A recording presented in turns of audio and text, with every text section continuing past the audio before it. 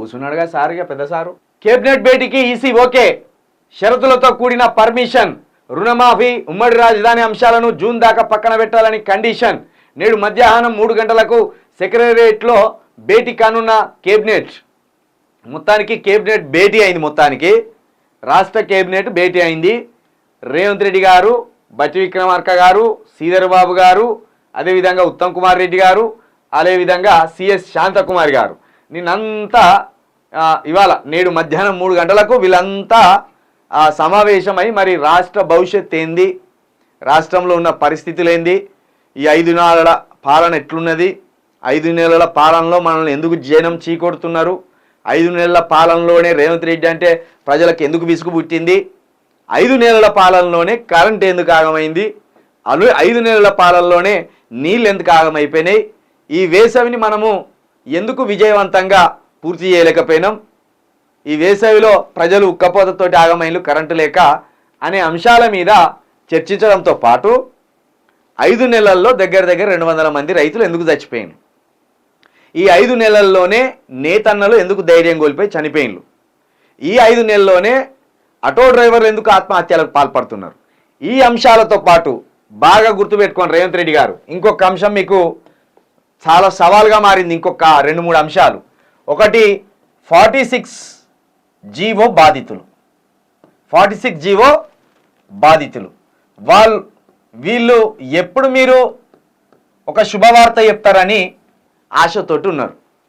46 GO బాధితులు మీ నిర్ణయం కోసం ఎదురు చూస్తున్నారు. మేము 46 జీవో కొట్టేస్తున్నాము అనే ఆశతోటి వాళ్ళు ఎదురు చూస్తున్నారు. ఈ క్యాబినెట్ మీటింగ్లో ఇది ప్రధానంగా చర్చించండి. అదేవిధంగా రైతు రుణమాఫీ మీరు మొన్న అన్నారు. ఈ రైతు రుణమాఫీకి సంబంధించి కూడా ఒక ప్రధాన సమస్యగా మీ ముందు ఉన్నది.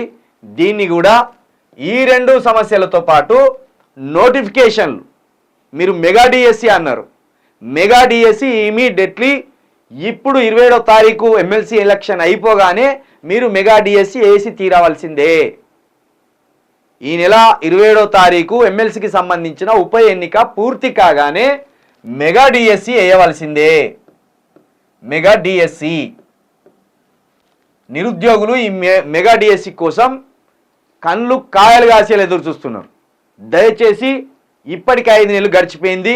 మీరు 100 రోజుల్లోనే మేము డిఎస్సి వేస్తామన్నారు, 100 రోజుల్లోనే రుణమాఫీ చేస్తామన్నారు, 100 రోజుల్లోనే 46 జీవో బాధితులకు న్యాయం చేస్తామన్నారు, 100 రోజుల్లోనే మొత్తం 6 గ్యారెంటీలు కూడా ఎక్కడికక్కడికి అమలు చేస్తాం, ప్రజలను సుఖ సంతోషాలతోటి మేము లాలించి పాలిస్తామని చెప్పిండ్రు. కానీ ఇవేవి జరగకపోగా కొత్త సమస్యలు వచ్చి రాష్ట్రాన్ని పీడిస్తున్నాయి. కాబట్టి దయచేసి ముందు మా నిరుద్యోగులకు భరోసా ఇవ్వండి, ఆ తర్వాత మా 46 జీవో బాధితులకు భరోసా ఇవ్వండి, ఆ తర్వాత మా రైతన్నలకు భరోసా ఇవ్వండి, ఆ తర్వాత మా నేతన్నలకు భరోసా ఇవ్వండి, ఆ తర్వాత మా ఆటో డ్రైవర్ల ఆత్మహత్యలు జరుగుతున్నాయి వాటికి భరోసా ఇవ్వండి. ఈ అంశాలను మీరు కేబినెట్లో చర్చించి ఒక ఉత్తమ సీఎంగా మీరు ఈ రాష్ట్రాన్ని పాలించాలని కోరుకుంటున్నాం. లేదు ఇక ఎప్పటి చిప్ప ఎనుగులనే మీరు ఒర్రుకుంటేనే బూర్రి మీ చేయము మూలన పడేస్తాం అనుకుంటే కనుక ఇంకా తీవ్రమైన అసంతృప్తి ఈ ప్రజల నుండి మీకు వస్తుంది.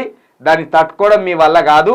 కాబట్టి తక్షణమే ఇలా కూర్చుంటాను కదా, మీరు కేబినెట్ మీటింగ్ కూర్చుంటాను కదా, ఈ అంశాలను ఖచ్చితంగా మీరు చర్చించండి.